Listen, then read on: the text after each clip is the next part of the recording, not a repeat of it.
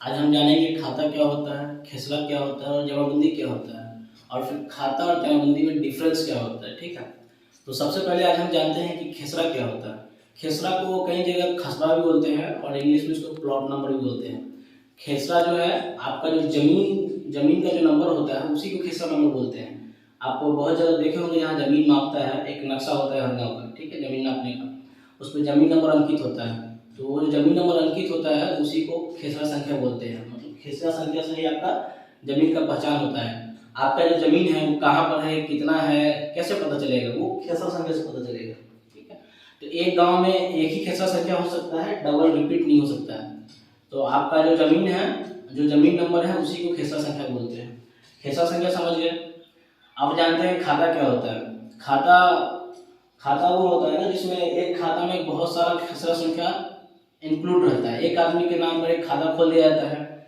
कैसा आपका बैंक में अकाउंट होता है, अकाउंट खोला जाता है, वैसे ही सरकार के रिकॉर्ड में एक खाता खोल दिया जाता है। उस गांव में आपका कितना खेसरा संख्या है, मतलब आपके पास कितना प्लॉट है, कितना जमीन है, उसमें मेंशन होता है, किसके नाम से है, कहाँ पर है, और रसीद भी खाता के ही हिसाब से करता है। यानी जो सरकार को टैक्स पे करते हैं वो खाता के हिसाब से ही करता है। ठीक है, तो खाता जो अलॉट किया जाता है ना, सर्वे के हिसाब से अलॉट किया जाता है। मान लीजिए बिहार में 1962-63 में सर्वे हुआ था, उस टाइम में आपको गवर्नमेंट दिया भैया एक आपको खाता नंबर, मान लीजिए एक राकेश है, रैंडम नाम मान लेते हैं राकेश है।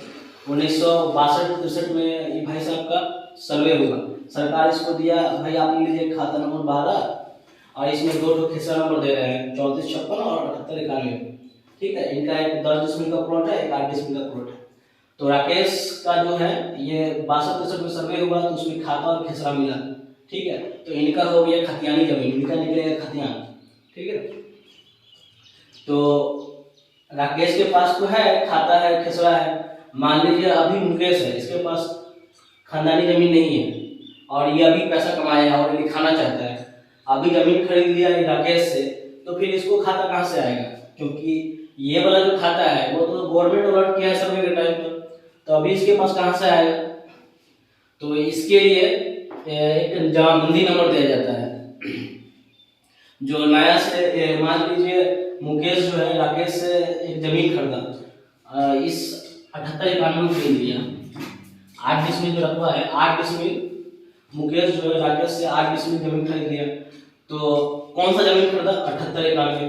कितना है? 8 डिसमिल है। खाता नंबर कौन है? 12। तो यही इधर चला जाएगा, इसको एक जमाबंदी नंबर अलॉट कर देगा, जिसका मान लीजिए 78 जमाबंदी नंबर दे दिया। ठीक है, इसका जमाबंदी नंबर 78 है।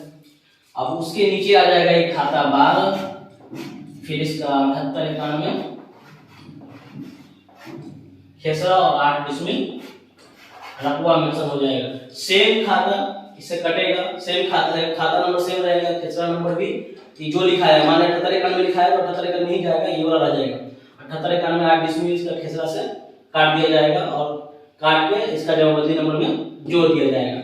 तो खाते इसका जो मुकेश जो नया लिखा है, दाखिल नहीं कर रहा है, तो इसका ये वाला खाता नंबर भी रहेगा, ये वाला खेसरा नंबर भी रहेगा और ये रकबा भी रहेगा, और उसके साथ एक जमाबंदी नंबर जोड़ दिया जाएगा 78 जो मुकेश को दिखाएगा। मान लीजिए कि अगर ये जमाबंदी नंबर नहीं दिया जाता तो खाता नंबर सेम रहता, ये भी इधर भी 12 इधर भी 12 रहता, तो इस वाला खाता नंबर तो इसको अलॉट किया गया मुकेश को, तो कंफ्यूजन हो जाता, उससे विवाद बढ़ सकता था। इसके लिए क्या किया जाता है? 78 एक जमाबंदी नंबर दिया जाता है, जिसकी वजह से वो भी एक ये भी खाता नहीं करना होता है, बस ये वाला जो खाता होता है दाखिल खारिज करने के बाद मिलता है और ये वाला खाता है सर्वे से मिलता है।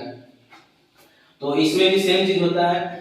इस जमाबंदी नंबर में कहाँ पे प्लॉट है, किसके नाम से है, कितना है, और रसीद वगैरह सब जमाबंदी नंबर से ही करता है। यही है खाता, खेसरा और जमाबंदी में अंतर। और आप लोगों को खाता और जमाबंदी नंबर चेक करने